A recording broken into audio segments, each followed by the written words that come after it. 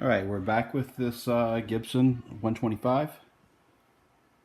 So in the previous video I took this all apart and I was extremely shocked to find wiring butchered this badly in a vintage guitar, or any guitar for that matter.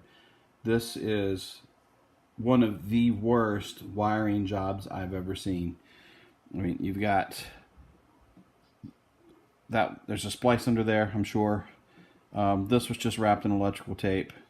And then this here, this glob, that is solder. That is a cold solder joint from hell. That is absolutely horrible. There's globs of solder inside the guitar. I also want to point out P90s were not wax potted from the factory.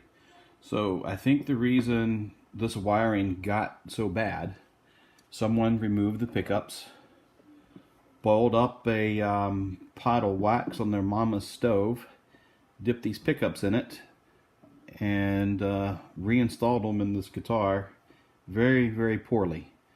The reason someone may have wanted to pot these pickups in the first place, this is a full hollow guitar.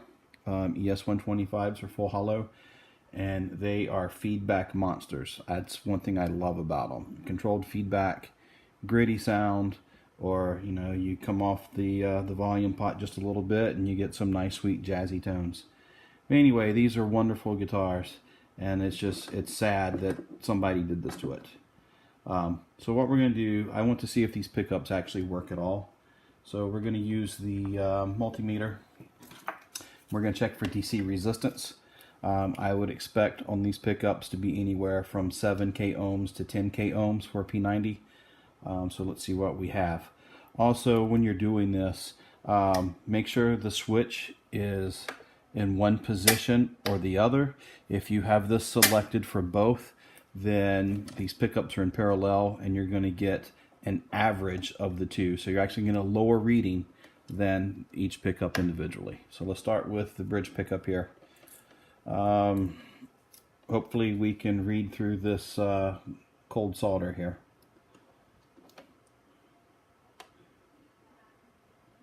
And 8.48, 8.49K ohms. That's consistent with what I would expect to see. So that is a good pickup. And we'll check this one here. There's wax on that big glob of solder there, so we'll just go on this shield. See if we can get a good connection on there. And 8.43, 42, 41. So 8.4, we'll call that one. 8.5 on the bridge pickup. So at least we know the pickups are good in working condition. Next step is to pull all of this horrible mess out of here. Get some new shielded guitar wiring. We'll check that switch. I think it just has some broken joints on it. We're going to remove these big globs of cold solder, get some heat shrink on these leads. We're going to take this apart and do it properly and give this guitar the wiring job that it deserves.